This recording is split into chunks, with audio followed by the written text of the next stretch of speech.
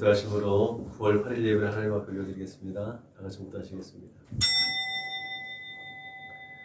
참조신 하나님 감사합니다. 오늘도 하나님께서 사랑하시는 하나님의 사람들을 이곳에 불러주시고 우리가 하나님 앞에 예배 올려드릴 수 있도록 인도하심을 감사합니다. 노래 가사 말처럼 우리의 온 마음과 뜻과 정성을 다하여서 하나님 한 분께 집중할 수 있도록 성령께서 한 사람 한 사람 붙잡아 주시고 하나님의 기쁨이 되고 하나님의 마음을 시원하게 하는 하나님의 사람들 될 수 있도록 주님 인도하시고 축복하여 주옵소서. 함께 있어야 되는데 불의에 또 일격을 당해서 못 온 우리 사랑하는 지체들 주님께서 기억하여 주시고 병든 자들은 병든 곳에서 일어날 수 있도록 인도하시고 여러 가지 문제 속에 있는 사람들이 문제가 해결되어서 하나님의 예배자들로 하나님 앞에 설 수 있도록 주님 인도하시고 축복하여 주옵소서. 어디에 있든지 간에 어떤 모양으로 있든지 간에 그렇게 하나님의 은혜와 사랑을 이곳에 부어지는 것만큼 또 그들이 있는 처소에 동일하게 부어질 수 있도록 주 성령이 함께하여 주옵소서. 감사하며 걸어가신 우리 구주 예수님의 이름으로 기도드렸습니다. 아멘. 응답 찬송 부르시겠습니다.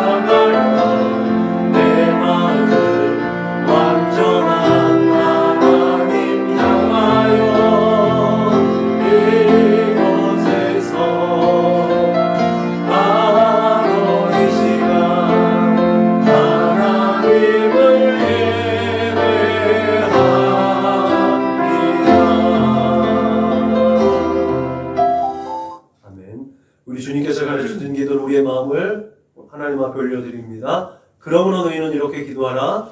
하늘에 계신 우리 아버지여, 이름이 거룩히 여김을 받으시오며 나라가 임하시오며 뜻이 하늘에서 이루어진 것 같이 땅에서도 이루어지이다. 오늘 우리에게 일용할 양식을 주시옵고 우리가 우리에게 죄 지은 자를 사하여 준 것 같이 우리 죄를 사하여 주시옵고 우리를 시험에 들게 하지 마시옵고 다만 악에서 구하시옵소서. 나라와 권세와 영광이 아버지께 영원히 있사옵나이다. 아멘. 너희가 사람의 잘못을 용서하면 너희 하늘 아버지께서도 너희의 잘못을 용서하시려니와 너희가 사람의 잘못을 용서하지 아니하면 너희 아버지께서도 너희의 잘못을 용서하지 아니하시리라. 아멘. 우리 선화목자교회 공동체 기도문을 하나님 앞에 올려드립니다. 나는 복음의 기수입니다. 나는 두려움과 낙심에 있는 자들을 위로하겠습니다. 우리는 약하고 소외된 이웃을 돌보는 책임 있는 교회가 되겠습니다. 우리는 성도로서 예배자의 거룩한 삶을 살겠습니다. 그렇게 우리는 주님의 영광을 드러내는 축복의 삶을 살겠습니다.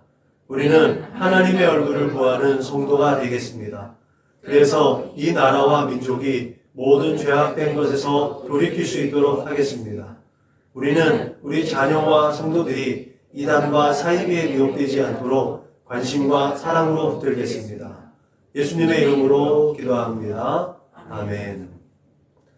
찬송가 255장 불러 하나님께 영광 올려드리겠습니다. 찬송가 255장 불러 하나님께 영광 올려드리겠습니다.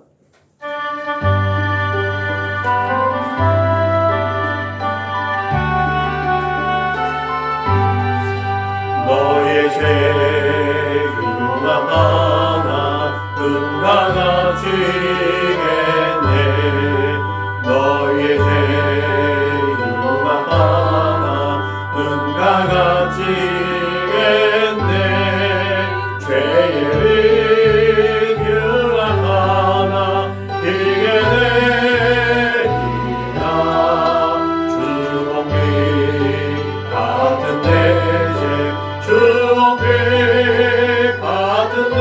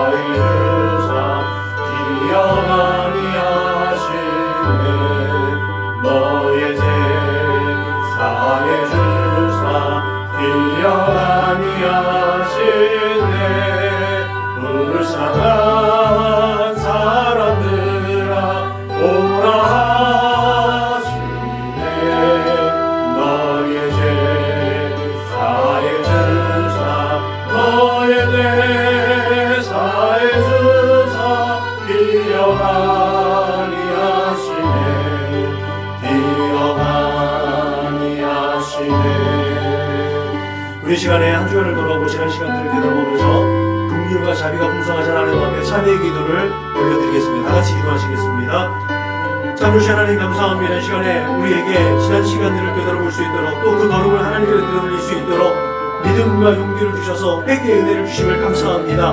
내가 거룩하니 너희 거룩하고 말씀하셨는데 그 거룩하심에 동참하며 하나님의 그 거룩하심을 따라 거룩하게 다시 진실하게 빚어져갈 수 있도록 이 시간에도 우리를 불러주심을 믿습니다. 모든 죄악과 허물을 아버지 예수 그리스도의 십자가 앞에 내려놓기를 원합니다. 그 십자가를 힘입어서 날마다 하나님 앞에 날마다 하나님의 얼굴을 구하고 하나님 앞에 나아갈 수 있도록 주님이 도와주시고 축복하여 주옵소서. 아버지 이 세상에 속한 거로 이 세상에 허탄한 죄악을 쫓았던 나의 어리석은 생각과 마음들을 주님께서 아신 줄 믿습니다. 아버지 주 예수 그리스도의 십자가 보혈 그 피로 정결하여 주옵소서. 아버지 또는 아버지 내 생각과 내 마음대로 내 만족과 내 유익을 쫓아서 그렇게 하나님의 마음을 아버지 아프게 하고 성경을 근심케 했던 나의 아버지의 어리석은 행동들 아버지 내 두 손과 두 발 아버지 그 모든 것까지도 예수의 피로 씻어주시고 덮어주시고 그 죄악들을 태워주셔서 정금과 같이 정결하게 성결하게 하나님 앞에 설 수 있도록 하나님 역사하여 주옵소서. 그렇게 아버지를 하나님 앞에 거룩하고 진실한 마음으로 이 시간 주님의 손길을 의하여 예배할 수 있도록 인도하여 주옵소서. 진실한 예배가 하나님 앞에 올려드려 줄 수 있도록 인도하여 주옵소서. 그렇게 하면 성령 하나님의 인도하심을 따라 하나님의 얼굴을 구하는 하나님의 보좌 앞으로 달려나가는 하나님의 예배자들로 한 사람 한 사람 다 발견되어 줄 수 있도록 주님 역사하여 주옵소서. 감사하며 거룩하신 우리 구주 예수님의 이름으로 기도드렸습니다. 아멘. 사도신경으로 신앙을 고백하겠습니다. 나는 전능하신 아버지 하나님 천지의 창조주를 믿습니다. 나는 그의 유일하신 아들 우리 주 예수 그리스도를 믿습니다. 그는 성령으로 잉태되어 동정녀 마리아에게서 나시고 본디오 빌라도에게 고난을 받아 십자가에 못 박혀 죽으시고 장사된 지 사흘 만에 죽은 자 가운데서 다시 살아나셨으며 하늘에 오르시어 전능하신 아버지 하나님 우편에 앉아 계시다가 거기로부터 살아있는 자와 죽은 자를 심판하러 오십니다. 나는 성령을 믿으며 거룩한 공교회와 성도의 교제와 죄를 용서받는 것과 몸의 부활과 영생을 믿습니다. 아멘. 찬송가 327장 불러 하나님께 영광 올려드리겠습니다. 327장 불러 하나님께 영광 올려드리겠습니다.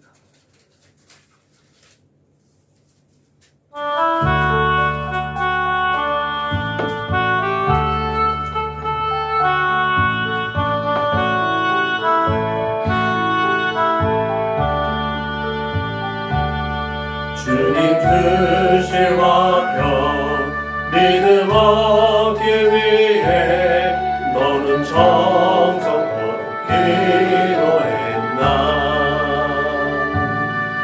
주의 재단 앞에 모두 바치기 전 복을 받을 줄 생각하라.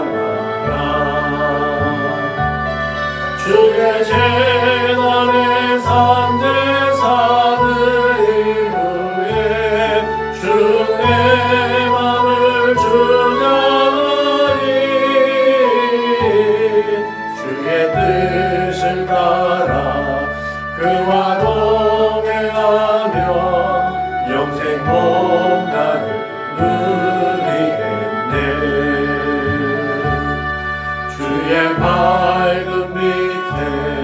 항상 활동하며 선한 사업에 힘쓰겠나. 자유 얻으려면 주의 뜻을 따라 너의 모든 것 희생하라. 주의 재단에 산제사들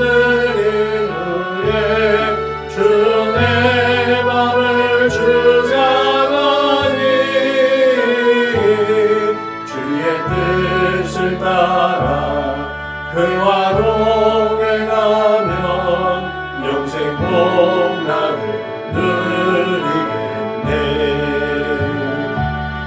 주의 재단 앞에 모두 바친 후에 주와 온전히 살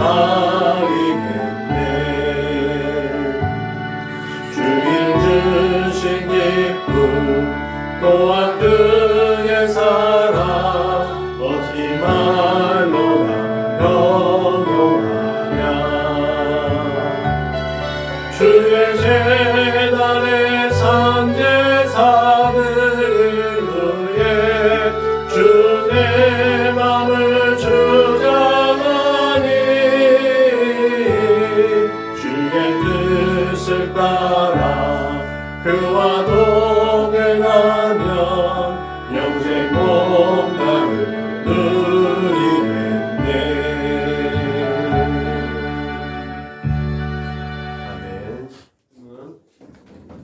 구약성경 에스겔서 33장 10절로 20절 말씀입니다.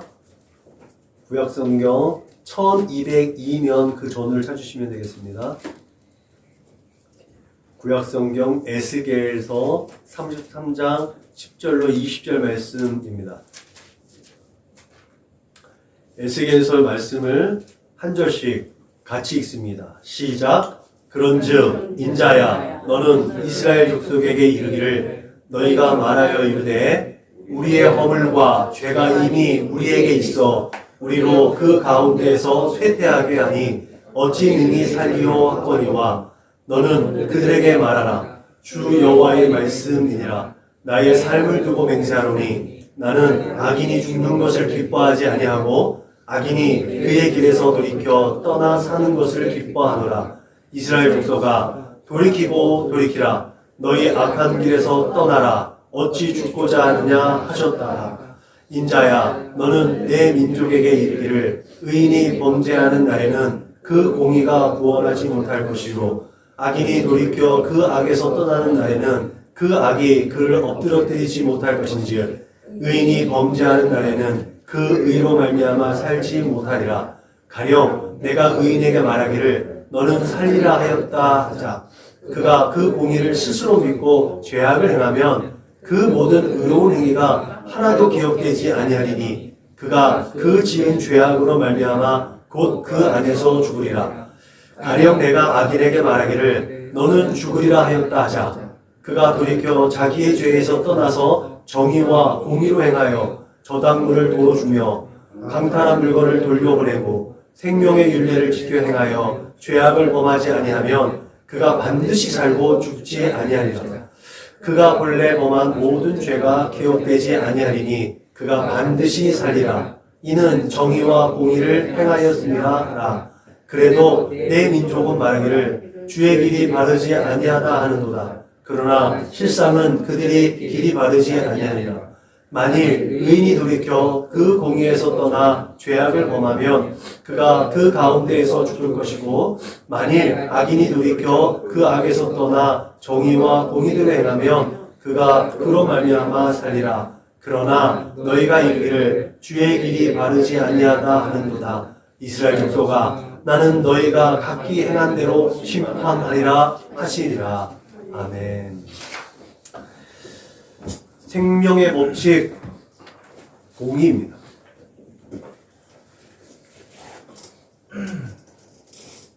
예수님께서 하루는 제자들에게 비유로 말씀하시기를 어떤 사람에게 두 아들이 있었는데 맏아들에게 가서 얘야 오늘 포도원에 가서 일 좀 해라 했습니다. 그래서 맏아들이 네 그렇게 하겠습니다 라고 대답하고 그대로 하지 않았습니다. 그리고 얼마 후에 둘째 아들에게 똑같이 얘야 오늘 포도원에 가서 일 좀 해라 라고 했어요. 둘째 아들이 싫어요 할 일도 많은데요. 아버지의 말에 거부하고 돌이켜서 아버지의 명령대로 그 제안대로 뉘우치고 포도원에 가서 일을 했습니다. 그렇게 말씀하시면서 예수님께서 이 둘 중에 누가 아버지의 뜻을 행하였느냐라고 물어보셨습니다. 이때 제자들은 모두가 둘째 아들이라고 대답을 했습니다. 우리가 잘 알고 있는 성경의 이야기입니다. 예수님은 이 비유를 통해서 그래 세리와 창녀들이 너희보다 먼저 하나님의 나라에 들어갈 것이다 라고 교훈했는데 이 교훈은 그것을 듣는 제자들뿐만 아니라 모든 하나님의 법대로 살고 있는 정결하다고 하는 그 유대인들, 특히나 바리새인과 서기관들, 지도자들 그들에게는 충격적인 선포와 같았습니다. 그렇게 예수님의 교훈은 선민의 자부심을 가지고 있었던 그 선민 유대와 이스라엘에게는 충격이었고, 예수님의 교훈은 말 그대로, 요즘 말대로 뼈 때리는 팩폭이었습니다. 예수님은 선민이라는 자부심을 가지고 있었지만 오히려 하나님께서 원하시는 삶을 살지 않으면서도 그 잘못된 자존심 때문에 그릇된 편견과 오만을 가지지 말 것을 교훈한 내용이었습니다. 그것은 오늘 우리가 살아가는 삶의 자리에서도 마찬가지인 것 같습니다. 설교 말미에 준비했던 멘트가 있었는데, 저희가 자랄 때 우리 세대는 한국교회가 굉장히 폭발적으로 부흥했던 시대입니다. 굉장히 폭발적으로 세계에 유례가 없을 정도로 폭발적으로 부흥을 했고, 메가처치들이 많이 세워졌고, 지금도 메가처치를 꿈꾸는 사람들이 많이 있습니다. 이상적인 것들이죠. 그러다 보니까 교회가 대형화되면서 한국의 어떤 정서적인 샤머니즘적인, 말하자면 기복적인 신앙이 교회 안에도 많이 잠식되어졌고 저변에 깔려져 있던 것이 사실입니다. 그러면서 이 교회에서 축복 교리가 많이 대두가 됐었고, 교회 가서 예수 믿으면 복 받는다. 그래서 우리 자녀들에게 강압적으로 교회를 무조건 데려갔었던 현상이 일어났었고, 그 거부감으로 청년이 이제 성년이 되고, 성년이 돼서 자녀들을 낳았을 때 그때 가지고 있었던 아픔을 내 자녀들에게는 그렇게 하고 싶지 않다라는 생각을 많이들 한 것 같아요. 그래서 자녀들에게 신앙을 강요하지 않는 또 세대들이 있죠. 근데 우리가 이것을 잘 고민해 볼 필요가 있는 거예요. 제가 늘 끊임없이 믿음의 유산을 얘기하고 있습니다. 저는 목회를 자그맣게 유지하고 있는다고 생각을 하고 있는데, 저희가 이 작은 목회를 유지하고 있는 가장 큰 힘, 그것은 우리 자녀들입니다. 저는 이 교회의 이 형태를 갖추면서 예배를 드리는 것도 생각하지 않았었어요.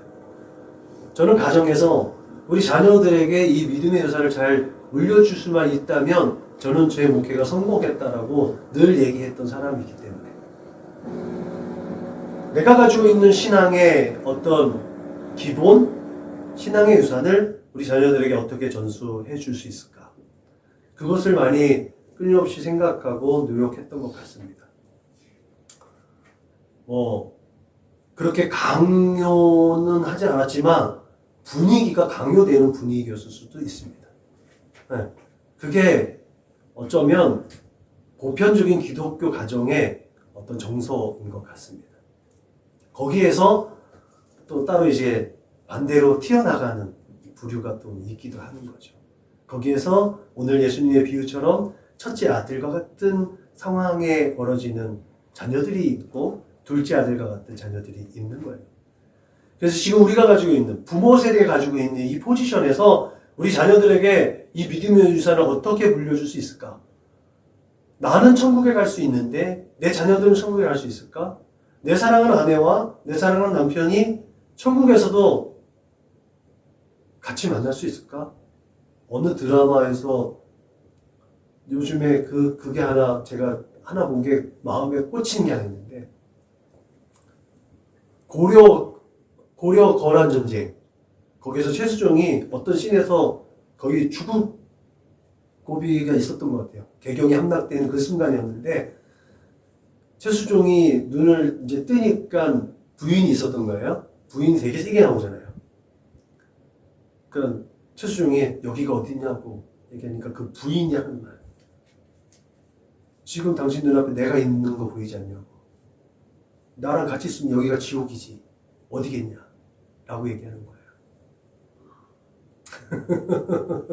그러니까 그러면서 그렇게 무섭고 또 싫은 사람이 있어도 그 사람이 나중에 구원받아서 천국에서 같이 있어야 되지 않겠느냐. 그게 믿는 사람들의 생각 아닐까요? 그게 하나됨의 원리가 아닐까요? 저는 그렇게 생각했어요. 이 세상이 아무리 지옥 같고 이 세상에 아무리 다투고 싸우고 시기 질투하고 아무리 냉대하다 할지라도 내가 사랑해서 한 가족을 꾸렸고 나의 사랑을 이루면서 심은 내 자녀들이 천국에서 함께 기쁨을 누릴 수 있어야 되지 않겠느냐는 거예요. 그래서 우리의 믿음이 그대로 흘러가 줘야 되는 거 아닌가라는 생각이 들었습니다. 오늘 하나님께서는 우리에게 에스겔이라는 독특한 선지자들을 소개해 주셨습니다. 그러면서 그 생명의 법칙을 분명하게 제시했습니다. 하나님 나라에서 함께 그 하나님 나라 백성으로 살아갈 수 있는 유일한 방법, 그것은 그 영혼이 생명이 있느냐는 거예요. 이 세상을 살면서 내게 호흡이 있는 것이 생명이 아니라 하나님께서 첫사람을 만드셨을 때 그 코에 생기를 불어넣었을 때 그가 생명이 되었는데 하나님과 함께 할 수 있는 그 생명이 그에게 있느냐. 그것을 하나님 오늘은 너희가 이 세대를 살면서 공의와 정의를 행하면 내가 말한 그대로 그것을 행하면 너희에게 생명이 있을 것이다 라고 말하고 있는 줄로 믿으시기 바랍니다. 그렇게 오늘 주어진 본문을 통해서 우리가 어떻게 이 죄악된 세상 속에서 영생의 복을 얻을 수 있는지 한번 살펴보려고 합니다. 먼저는 에스겔의 상황과 그의 메시지를 살펴보면 오늘의 메시지를 좀 더 우리는 정확하게 파악할 수가 있습니다. 에스겔이 활동하던 시대는 선민 이스라엘에게는 가장 끔찍한 시기였습니다. 가장 암울했던 시기이기도 합니다. 그리고 가장 비참한 시기이기도 합니다. 요시야의 개혁, 마지막 정말 개혁 군주로서의 요시야가 요절을 했지만 그 요시야가 종교개혁을 일으켜서 유대가 다시 선민으로서의 자부심을 고취하고 있는 그때 그 즈음에 에스겔은 태어났습니다. 제사장 가문에서 태어났습니다. 제사장 가문에서 태어나서 25살 때까지는 그냥 기본적인 훈련을 하지만 25살 때부터는 30살 때까지 다 5년 동안은 성전에서 이제 시중 들면서 제사장 인턴 교육을 하게 됩니다. 그런 엘리트 가문에서 엘리트 과정을 겪어가면서 내가 이제 하나님의 성전에서 이제 하나님을 섬기는 그런 제사장으로서의 꿈을 키워가던 에스겔이었습니다. 근데 성전이 무너졌습니다.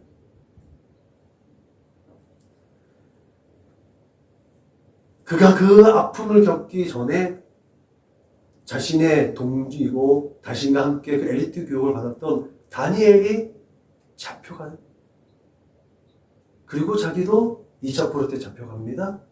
그리고 그 바벨론에서 들었던 소식이 그 예루살렘 성전이 무너졌다는 소리입니다.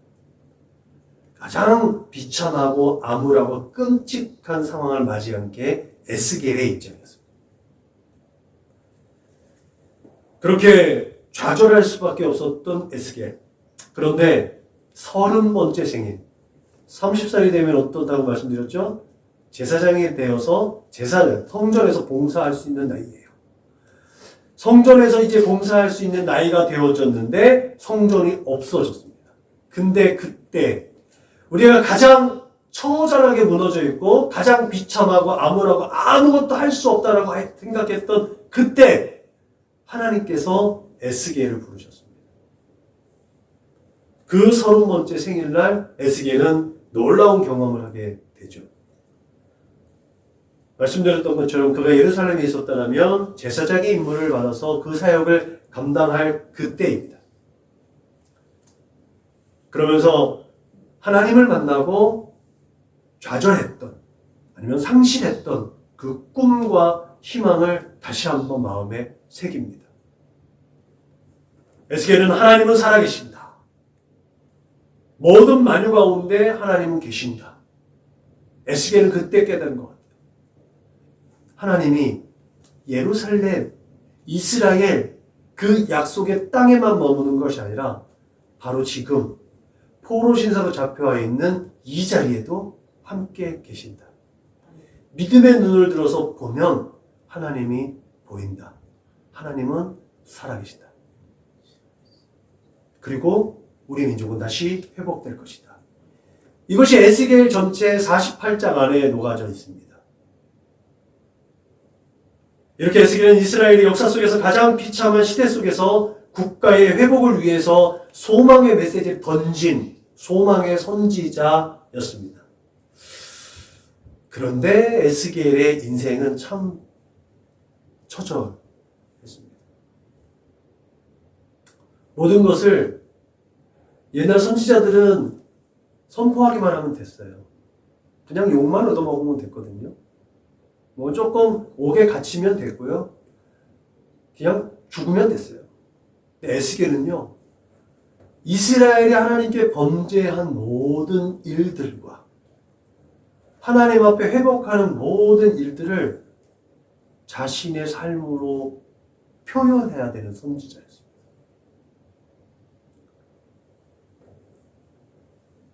그런 에스겔을 통해서 실제적으로 하나님이 어떻게 선민 이스라엘을 심판하고 징계하고 다시 회복시키는지 에스겔서는 우리에게 전달해주고 있는 줄로 믿으시기 바랍니다. 이렇게 한 걸음 더 들어가서 에스겔이 그렇게 가장 비참한 시대적 상황 속에서 회복을 선포하고 소망을 전함에도 불구하고 그는 하나님은 무조건적인 사랑을 전합니다. 하나님은 사랑과 긍휼과 자비를 베풀어 주시만 공의로우신 분이다라는 것을 분명하게 선포했습니다. 그렇게 오늘 우리에게 주어진 본문은 에스겔이 이스라엘의 회복을 선포하는 첫 번째 부분이기도 합니다. 여기에서 에스겔은 이스라엘이 죽지 않고 분명히 살 수 있다라고 방법을 제시해 주는데 그것이 바로 공의라는 거죠. 공의와 정의입니다. 하나님께서 분명히 말씀하셨습니다. 나의 삶을 두고 맹세하노니 나는 악인이 죽는 것을 기뻐하지 아니하고 악인이 그의 길에서 떠나 사는 것을 기뻐하노라. 지난주에 말씀드렸죠. 우리가 세상에 예수 믿지 않는 사람들, 교회 안 다니는 사람들 우리의 관점으로 저주하면 안 된다고 말씀드렸습니다. 하나님은 어떠한 사람도 한 사람이라도 더 천국 백성 되기를 원하시는 것이고 그 한 사람을 위해서 예수 그리스도를 보내신 줄로 믿으시길 주님의 이름으로 축복합니다. 우리가 누구를 저주하고 우리가 누구를 비난하고 비판할 권리가 없다는 거죠. 특히나 생명에 관해서. 하나님께서 의인들이 이전에 정의와 공의를 행하면서도 의로운 삶을 살았다 할지라도 이전에 그 의로운 삶과 경험과 공적을 믿고 죄악을 행하면 이전의 모든 의로운 행위가 하나도 기억되지 않는다는 분명히 말씀하셨습니다. 누차 말씀드렸습니다. 성결교단은 구원을 잃어버릴 수 있다라는 교리를 가지고 있는 교단입니다. 한 번 구원받았다고 그것이 보장되는 게 아니에요. 내가 교회 다닌다고 무조건 다 구원받는 것이 아닙니다.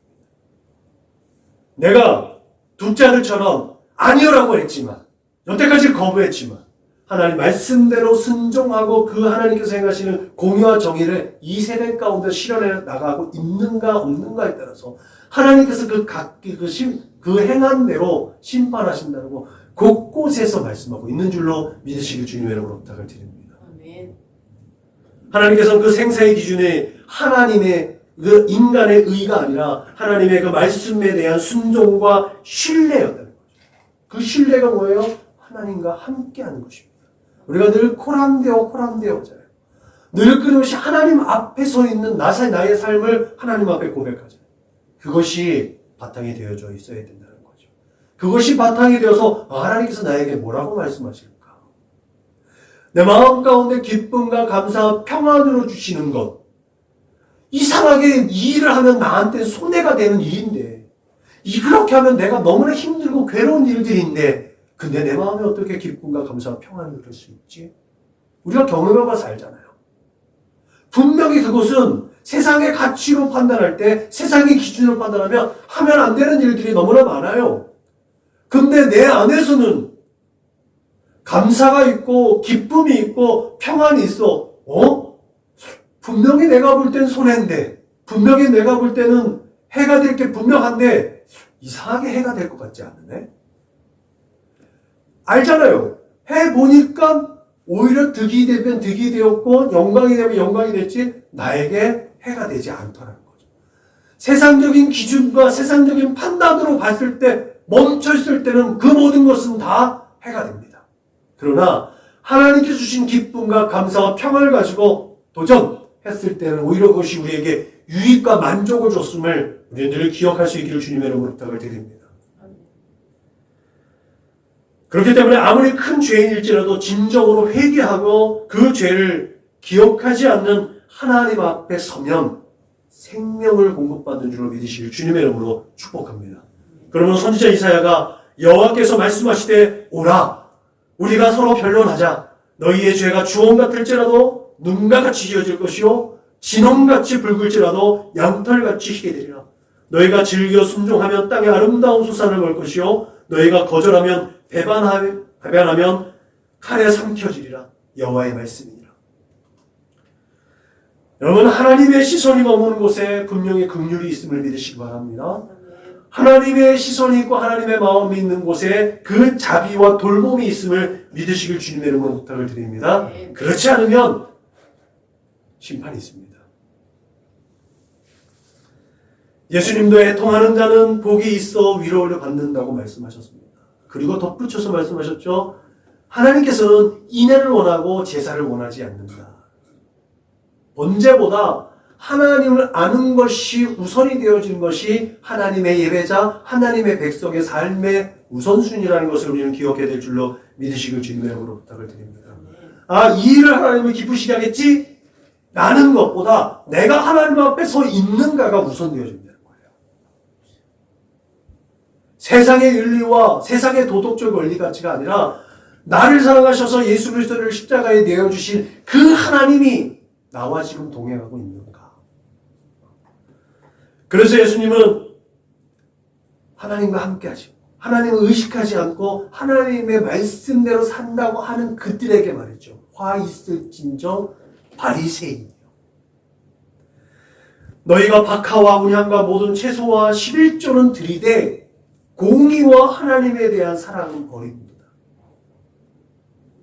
그러나 이것도 행하고 저것도 버리지 말아야 할지니라. 여러분, 공의와 하나님의 사랑보다 형식적이고 다른 사람들에게 보여주기 위한 신앙을 가졌던 바리새인들과 서기관들을 예수님이 이렇게 책망하셨다는 거예요. 생각해 보세요. 바리새인과 서기관들, 일반 성도들보다 성경을 그들이 목회자거든요. 성경 말씀 얼마나 잘 알았겠어요. 하나님의 법에 대해서 얼마나 잘 알았겠어요. 그러나 그것을 자기 계산적으로, 합리적으로 자기가 편한 대로 해석했다는 거예요. 실제로 하나님의 의도와는 달랐다는 거예요. 오늘날 우리에게 말하고 있는 거예요. 오늘 설교 내용을 들으면 그 얘기구나. 다 알아요. 설교는 들어서 다 아는 것들이에요. 짧게는 20몇 년 전부터, 짧게 20년 아니고 한 1년 전부터 2년 전부터 새신자 아무것도 모르는 이게 들었던 거 또 듣고 아마 또 들을 거예요. 본문은 다른데 하나님의 메시지는 동일하거든요. 어느 교회 가서도 이게 작은 교회든 큰 교회든 뭐 설교 박사가 하든 안 하든 설교 메시지는 거의 비슷하거든요. 알아요. 모르는 게 아니에요. 근데 우리가 그 삶으로 표현하고 있느냐는 거예요.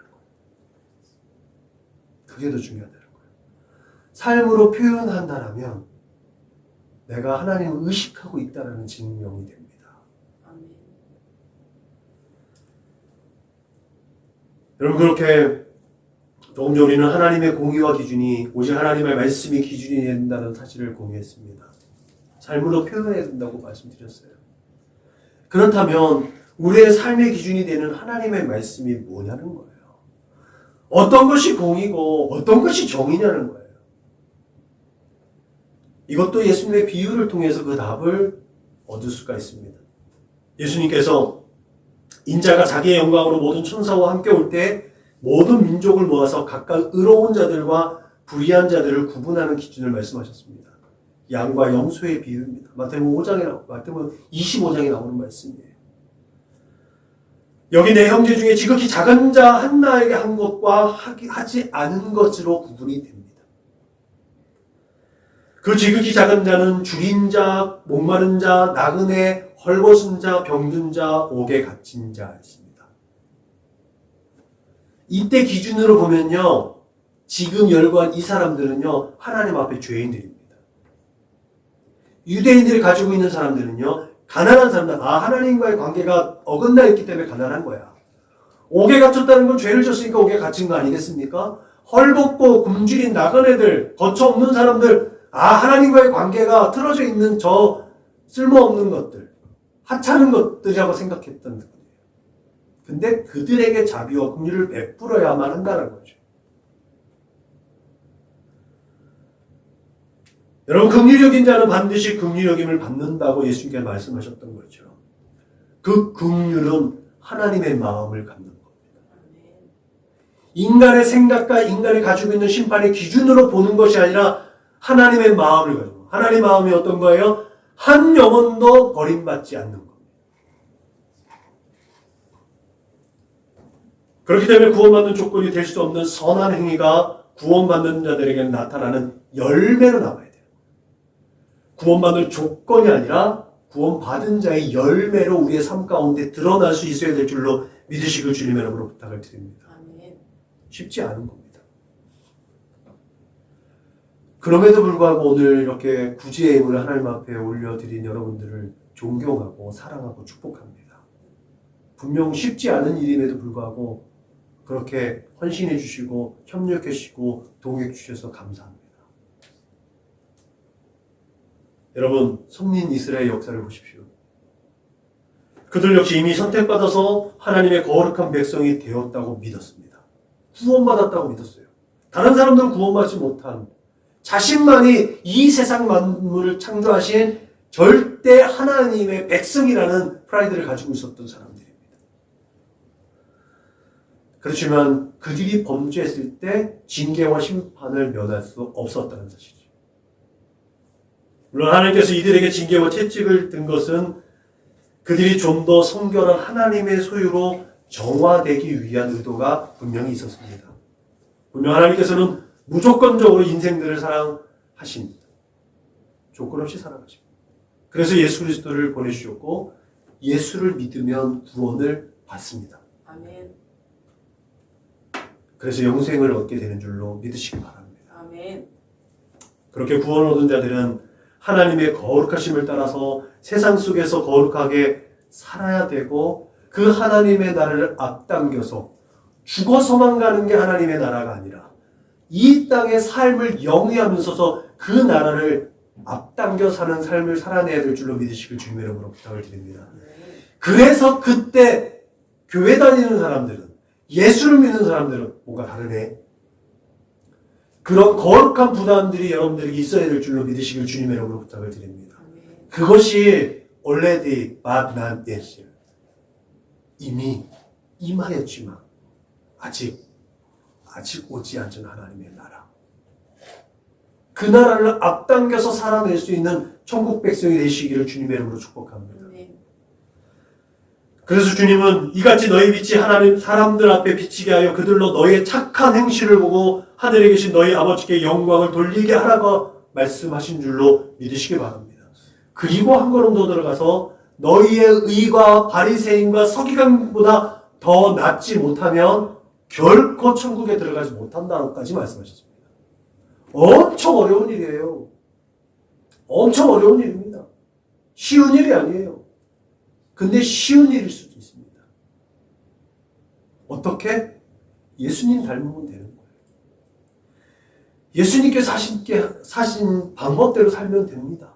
그 방법이 뭐예요? 십자가를 지는 일이에요.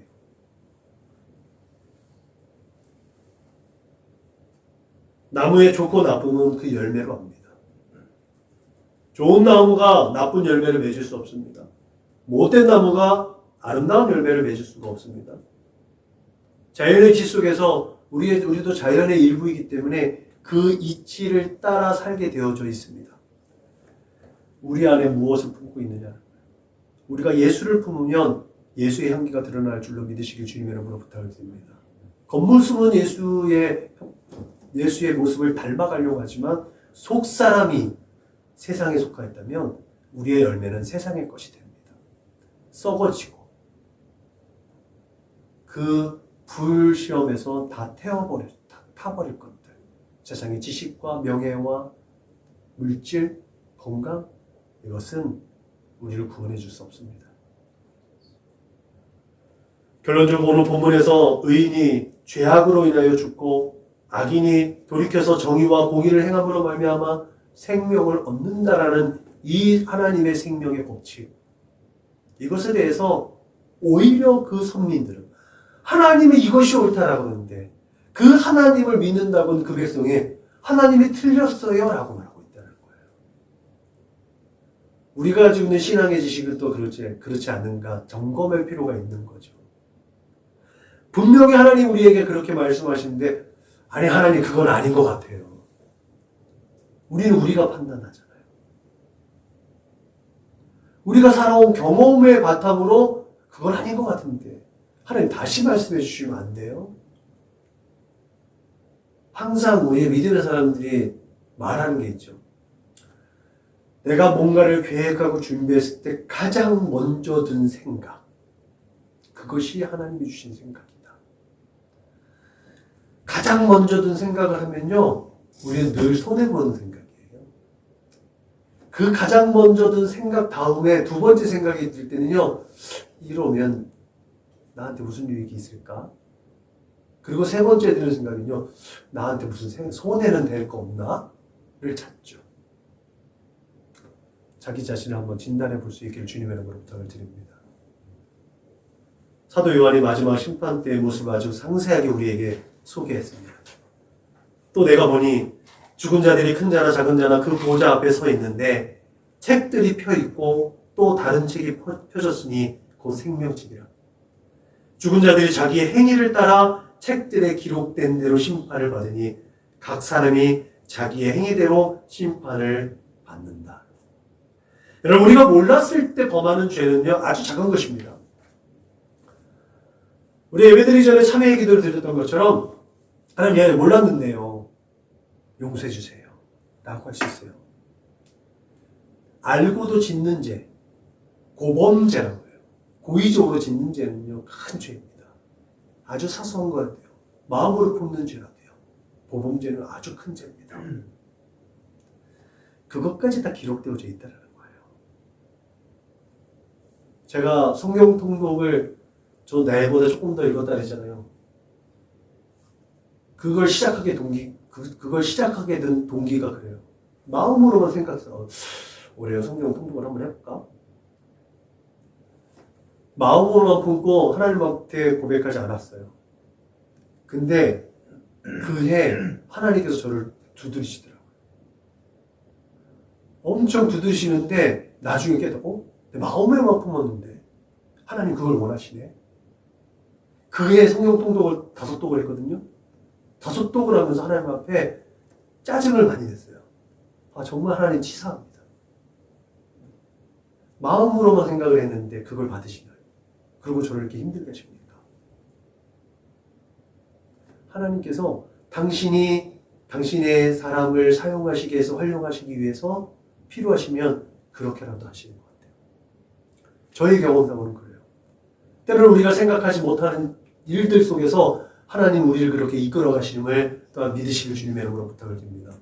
왜 이렇지? 뭔가 이상한데? 라고 했을 때 혼자 생각하지 마시고, 그래서 신앙의 동역자들과 함께 상담하시고 서로 소통하시면서 그런 교훈을 얻을 수 있기를 주님의 이름으로 부탁을 드립니다. 그것이 하나님 나라의 법칙이고 둘이 하나 되는 법칙입니다. 화평을 누릴 수 있는, 화평을 누림으로 말미암아 하나님의 나라를 함께 영위할 수 있는 생명의 법칙인 줄로 믿으시길 주님의 이름으로 부탁을 드립니다. 이제 거룩하신 하나님께서 독생자 예수 그리스도의 피값 주고 사셔서 이 자리에 있게 하신 우리 모두, 그래서 내가 거룩하니 너희도 거룩하게 하신 그 하나님의 뜻을 따라서 순종하며 살아가야 한다는 분명한 책임과 의식이 있음을 믿으시길 주님의 이름으로 부탁을 드립니다. 이 땅에서의 공의와 정의를 행하고 공의로우신 하나님의 질서 속에서 새롭게 지어져 갈 수 있기를 주님의 이름으로 부탁을 드립니다. 서론에 말씀드렸던 것처럼 우리가 믿음의 유산을 지금 우리 부모한테 억지로 받았다 할지라도 이 억지로 받은 이 믿음의 유산을 그 후세대에게 전수해 줄 수 있기를 주님의 이름으로 부탁을 드립니다. 구레네 시몬이 예수님의 십자를 억지로 졌습니다. 그 억지로 진 십자가 덕분에 그의 가문이 놀라운 믿음의 유산을 받았다는 사실을 기억하시길 바랍니다. 알렉산더와 루포, 로마서에 기록되고 성경 곳곳에 나오는 그들의 후손들이 받는 놀라운 축복의 선물들은요, 말로 못합니다. 억지로 진 십자가. 왜 내가 저주의 십자가를 져야 돼? 라고 생각했을 구레네 시몬. 그러나 그의 가족들은 이 성경의 역사 속에서, 믿음의 역사 속에서 어마어마한 축복의 열매로 그들에게 다가왔다는 것. 우리가 억지로 진 십자가지만, 그래도 나도 지금 억지로 교회를 다니고 있다고 하지만, 내가 어쩔 수 없이 교회 다니고 있다고 하지만, 그것이 우리 자녀들에게, 우리 후손들에게 억지로라도 전수가 되어서 그들이 생명을 얻고 그들이 하나님께서 주신 은혜와 축복을 받아 누릴 수 있는 하나님의 백성들로 하나님께 영광을 올려드리는, 우리 자녀들, 우리 후손들은 하나님께서 우리에게 주신 선물입니다. 내 것이 아니에요. 하나님의 것입니다. 하나님께로 돌려드릴 수 있는 그런 사명을 온전히 감당해낼 수 있기를 주님의 이름으로 축복합니다. 기도하시겠습니다. 하나님 감사합니다. 오늘 우리의 삶을 늘 눈여겨보심을 믿습니다. 그것이 임마누엘이고 그것이 하나님이 살아계심을 믿는 우리의 믿음인 줄로 믿습니다. 주님, 어떠한 인간의 영향력은 그가 가지고 있는 권한이 사라졌을 때 더 크게 사람들에게 미치게 됩니다.